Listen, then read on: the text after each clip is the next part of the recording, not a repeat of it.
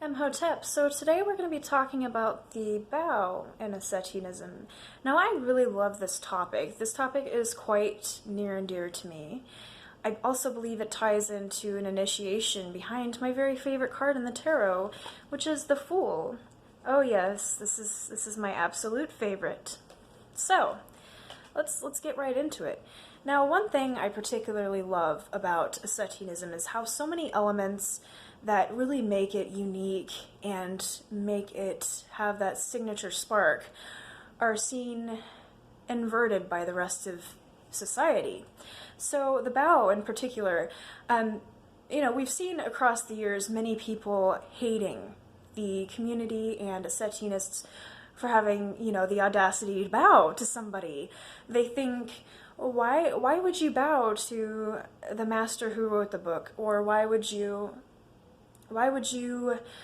bow to this other Asetianist who you respect? What is the point in doing that?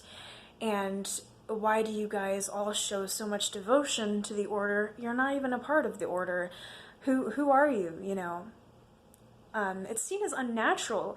It's also fascinating how people react violently to this. They label it into fanaticism and seem to feel strangely threatened by just the practice of bowing to a figure you hold enormous respect for, whether that's a longtime scholar in Asetianism or, somebody who's simply helped the community in a lot of ways, a fellow student with, that fiery passion for the path, or the author himself.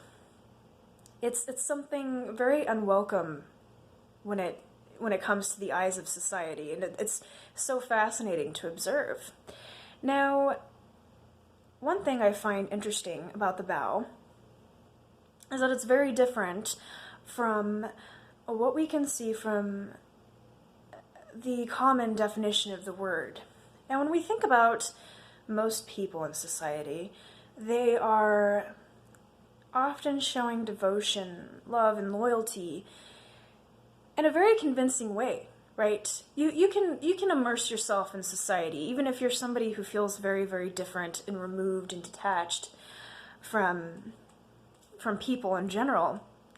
You can look at things and think, oh, that's sweet. This or that person feels devotion and loyalty to their path or to this figure or, any situation. Fascinatingly enough, if you dissect it enough, it comes apart, right? Most people, it seems, when they're trying to be loyal or show love or devotion, they are doing it they have an ulterior motive. They're not doing it out of the purity of their own heart and soul. They are doing it because they expect something in return, or because they're afraid, or because they think they have to. Really fascinating stuff when you delve into the psychology of humanity. But of course, I believe this ties into a specific initiation behind this path. Now, Asetianism is it's a trial by fire, and that fire can consume and destroy you unless you have the ability to embody the magic of this card and I will say empty your cup, because this will tie into my next topic about martial arts. So, unless you have this ability to really embrace this Fool card in an honest way and allow your ego to sort of become devoured and, I will just say it, rip itself apart and sort of burn in this fire and sort of turn into that magic of zero. Unless you have the ability to do that, I believe you will end up touching upon one of the very real dangers of the path. So, the bow in Asetianism is something very special, because in this path, none of us are encouraged to follow out of blind faith. Asetianism demands a following from no one. It demands worship from no one. Especially when it comes to the author and those involved with the publication of the books for the public, they never encouraged people to worship them or asked for a following. So it's really fascinating watching these individuals as opposed to some of the other well-known figures in certain other communities who I won't name. But yes, so Asetianism promises nothing. I think many people come into the path expecting a lot. You know, they come in expecting something, maybe without even realizing it. And the most common one is expecting to be able to be invited into the order. You know, of course, the order is shiny and attractive to many people. It's a curiosity, and people just want to know more. But, you know, they often fall when they approach expecting things. They often, you know, approach with a human mindset and a human psychology, thinking, you know, if I bow to these certain people, they will give me what I want, right? And that goes very, very counterintuitive to the entire point. So when you truly bow to somebody in Asetianism, when it involves this path, of course, whether it's, you know, the author himself or any of the other people involved with the publication of the book, or just a respected figure who's, you know, another student on the path, it has to come from the heart, you know, around this magic. It's from genuinely living the path and genuinely, I want to say, not just knowing Asetianism, not simply reading the books, not simply having like this surface knowledge, but actually feeling it. So it's not something I feel is very common. However, it's a powerful magic. And this can also tie into martial arts. Now, I love the topic of martial arts. I'm actually a martial artist myself. I've been practicing karate for a pretty long time now. And interestingly enough, the order itself had history in Japan. Years and years ago, of course.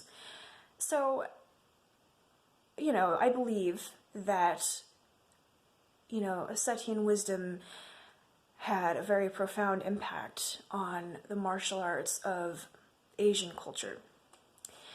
So in karate, the bow looks a little bit different, of course. We can't approach it in the same exact form as what I was just talking about. Of course, when you first begin your training, you know, they sort of lay down the law with you, right? They lay down the law and they tell you, you know, once you put on your gi and you put on your uniform, you enter the dojo, you have to bow. And if you don't bow, first of all, you're going to get push-ups. It's going to be unpleasant. Second of all, you're probably going to get embarrassed because the sensei is going to point at you and go, you know, drop and give me 35. But, you know, it's deeply ingrained within the tradition. And, you know, as you're training, it becomes like rote memorization. It becomes, well, I have to bow here and here and here, and this is why I have to bow to my partner to show him respect before we begin sparring. I have to bow, of course, before my kata because it looks good for the judges, and it's just etiquette. And I have to bow before the flags at the front of the dojo and before the photo of the Grand Master to show him respect for the wisdom and knowledge that he passed down to my instructor that he's passing down to me. But after a certain amount of, you know, following it, practicing it, living it, you know, even that element of the tradition sort of mirrors Asetianism in a very nice way. The bow, even in karate, isn't just a obligation. It's not an obligation at all. It is something that symbolizes this initiation of zero. You're emptying your cup. You are Now, of course, I can only speak from my own personal feelings and experience, but you are emptying your cup, you're emptying your mind, and you are sort of becoming endless in a way. You know, you are the beginner, you're the intermediate, you know, wherever you are on your path, you are not only showing respect and honoring tradition, but you are sort of ritualistically or magically taking your ego and erasing it for a short time. And I think that that's part of the magic of karate and of martial arts in general. You know, those moments of humility. And of course, you know, as you're practicing and growing as a martial artist, you don't have a choice but to embrace humility. Sometimes it gets punched into you. But yes, I absolutely love this card.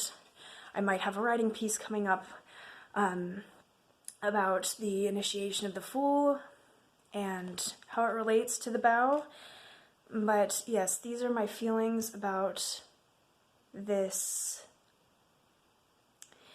element of Asetianism. I must say that it really is a sign of a trusted path, that when people are bowing and people are showing respect and paying homage, it isn't because it was ever encouraged or asked for or demanded.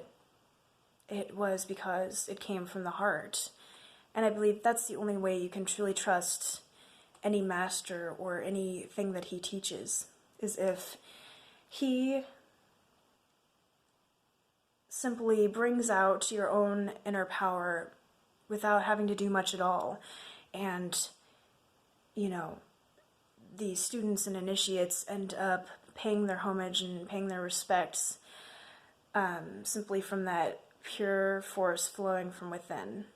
So I really love this element of the culture. I would invite everybody to sort of explore what it means to them, because I think that there are doorways behind that, straight through the heart and into the soul. And I thank you for watching and listening.